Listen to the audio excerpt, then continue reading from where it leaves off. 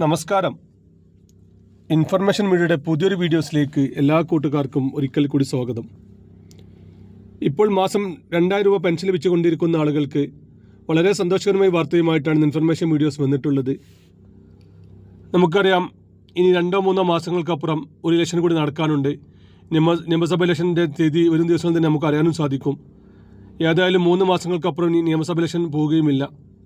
അതിനുമുമ്പ് തന്നെ പെൻഷൻ പണം കൂട്ടാനാണ് ഇപ്പോൾ സർക്കാർ ആലോചിക്കുന്നത്. ഇപ്പോൾ 2000 രൂപ ലഭിച്ചുകൊണ്ടിരിക്കുന്ന ആളുകൾക്ക് 2500 രൂപ വരെ ലഭിക്കാൻ സാധ്യത കാണുന്നുണ്ട്. എന്ന് മുതലായിരിക്കും ഈ ഒരു വർധനം ഉണ്ടായിരിക്കുക. അതുപോലെ തന്നെ പെൻഷൻ പണം കൂടുന്നതോടൊപ്പം തന്നെ മാക്സിമം ആളുകളെ പെൻഷൻ ഒഴിവാക്കാനും സർക്കാർ പദ്ധതിയിടുന്നുണ്ട്. എന്തെല്ലാം കാരണം കൊണ്ടായിരിക്കും നമ്മളുടെ പെൻഷനിൽ നിന്നും നമ്മൾ ഒഴിവാക്കുക എന്നതിനെക്കുറിച്ചുമെല്ലാം നോക്കാം. അതിന് മുന്നോടിയായി തന്നെ ഇൻഫർമേഷൻ മീഡിയയുടെ വീഡിയോസ് നിങ്ങൾ ആദ്യമായിട്ടാണ് കാണുന്നതെങ്കിൽ ചാനൽ സബ്സ്ക്രൈബ് ചെയ്യാൻ മറക്കരുത്.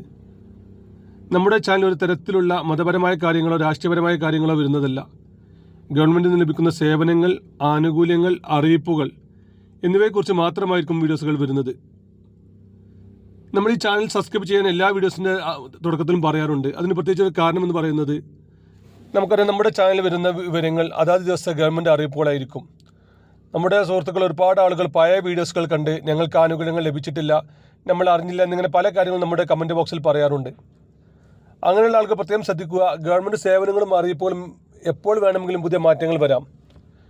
അതുകൊണ്ട് തന്നെ നിങ്ങൾക്ക് ഏറ്റവും പുതിയ അറിയിപ്പുകൾ ലഭിക്കാൻ ചാനൽ സബ്സ്ക്രൈബ് ചെയ്ത് തൊട്ടടുത്തുള്ള ബെല്ലൈക്കൻ കൂടി ക്ലിക്ക് ചെയ്ത് വെക്കുക. ഇഷ്ടപ്പെട്ട് കഴിഞ്ഞാൽ ലൈക്ക് ചെയ്യാനും മറക്കരുത്.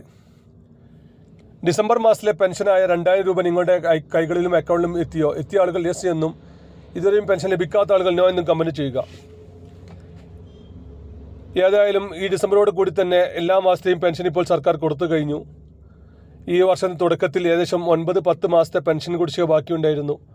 അത് ഓരോ മാസത്തെയും കൊടുത്തു തീർത്ത് ഇപ്പോൾ ഡിസംബർ മാസത്തെ പെൻഷൻ കൂടി എല്ലാ ആളുകളെയും കൈകളിൽ എത്തിയിട്ടുണ്ട്. ഇനി അങ്ങോട്ട് ജനുവരി മാസത്തിലെ പെൻഷൻ വിതരണമാണ് നടക്കാൻ പോകുന്നത്.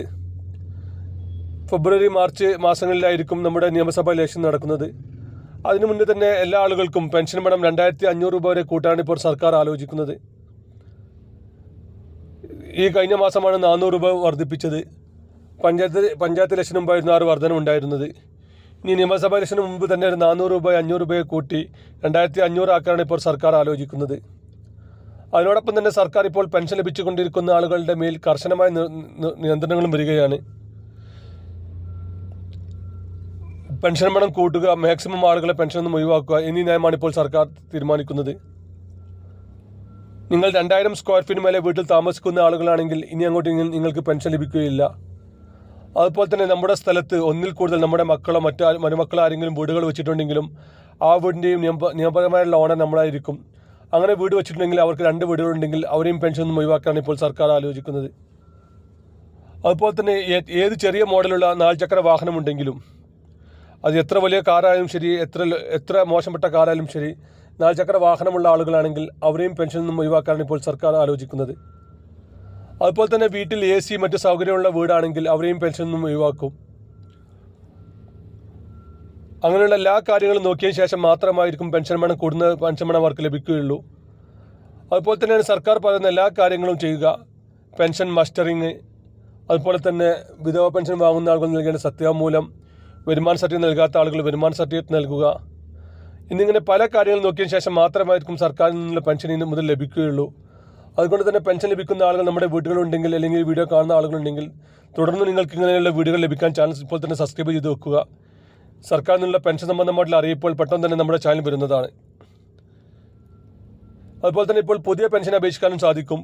പുതിയ പെൻഷൻ അപേക്ഷിച്ച് കഴിഞ്ഞാൽ നിങ്ങൾക്കും ഈ ഒരു വർധനവ് വരികയാണെങ്കിൽ നിങ്ങൾക്കും ആ വർധനവ് വരുത്തിയ പെൻഷൻ ലഭിക്കും. നമുക്കറിയാം, നാളെയാണ് നമ്മുടെ പുതിയ വാർഡ് മെമ്പർമാർ സത്യപ്രതിജ്ഞ അധികാരമേൽക്കുന്നത്. അതിനുശേഷം അവർ ഒരു മീറ്റിംഗ് കൂടുകയും ആ മീറ്റിങ്ങിന് ശേഷം പിന്നീട് എല്ലാ മാസവും മീറ്റിംഗ് കൂടുന്നതാണ്. അങ്ങനെയുള്ള മീറ്റിങ്ങിലാണ് നമ്മുടെ പെൻഷൻ സംബന്ധമായിട്ടുള്ള കാര്യങ്ങൾക്ക് അവർ ഔദ്യോഗികമായി അപ്രൂവൽ നൽകുന്നത്. അതുകൊണ്ട് തന്നെ ഇപ്പോൾ നിങ്ങൾ 60 വയസ്സ് കഴിഞ്ഞ ആളുകൾ, വിധവ പെൻഷൻ വിധവകളായ ആളുകൾ, 50 വയസ്സായിട്ടും വിവാഹം ചെയ്യാത്ത ആളുകൾ എന്നിവർക്കുള്ള പെൻഷനെല്ലാം ഇപ്പോൾ അപേക്ഷ സമർപ്പിക്കാൻ സാധിക്കും. സ്മാർട്ട് ഓൺലൈൻ ആപ്ലിക്കേഷൻ വഴിയാണ് അപേക്ഷ സമർപ്പിക്കേണ്ടത്. സ്വന്തമായി ചെയ്യാൻ സാധിക്കാത്ത ആളുകൾ നിങ്ങൾക്ക് അക്ഷയ കേന്ദ്രങ്ങൾ വഴിയോ മറ്റ് സർക്കാരിൻ്റെ ഓൺലൈൻ സംവിധാനങ്ങൾ വഴിയോ നിങ്ങൾക്ക് അപേക്ഷ സമർപ്പിക്കാം. നിങ്ങളുടെ വയസ്സ് തെളിയിക്കുന്ന രേഖ, Aadhaar card, voter ID card, അതുപോലെ തന്നെ വരുമാന സർട്ടിഫിക്കറ്റ് എന്നിങ്ങനെയുള്ള കാര്യങ്ങളാണ് നിങ്ങൾക്ക് ഇതിന് ആവശ്യമായി വരുന്നത്. ഇങ്ങനെ നമ്മൾ ചെയ്യുന്ന വീഡിയോസിൻ്റെ അടിയിൽ ഒരുപാട് ആളുകൾ കമൻറ്റ് ചോദിക്കാറുണ്ട്, നമ്മൾ അക്ഷയ കേന്ദ്രങ്ങളിൽ പോകുമ്പോൾ എന്തെല്ലാം രേഖകളാണ് കൊണ്ടുപോകേണ്ടതെന്നുള്ളത്. നമ്മൾ ചെയ്യുന്ന ഓരോ വീഡിയോസിലും നിങ്ങൾക്ക് നമ്മുടെ വാട്സപ്പിലുമായി ബന്ധപ്പെടാം. താഴെ കാണുന്ന സബ്സ്ക്രൈബ് ബട്ടൺ ക്ലിക്ക് ചെയ്തതിന് ശേഷം ജോയിൻ ബട്ടൺ ക്ലിക്ക് ചെയ്ത് കഴിഞ്ഞാൽ നിങ്ങൾക്ക് നമ്മുടെ വാട്സപ്പ് നമ്പർ ലഭിക്കും. ആ നമ്പറുമായി ബന്ധപ്പെട്ട് കഴിഞ്ഞാൽ ഇങ്ങനെയുള്ള കാര്യങ്ങൾക്കെല്ലാം നമ്മൾ കറക്റ്റായി തന്നെ മറുപടി നൽകുന്നതാണ്. വീഡിയോ ഇഷ്ടപ്പെടുന്നു കരുതുന്നു. ഇനി നമുക്കൊരു പുതിയ വീഡിയോസുമായി കാണാം. അതുവരേക്കും എല്ലാ കൂട്ടുകാർക്കും നന്ദി, നമസ്കാരം.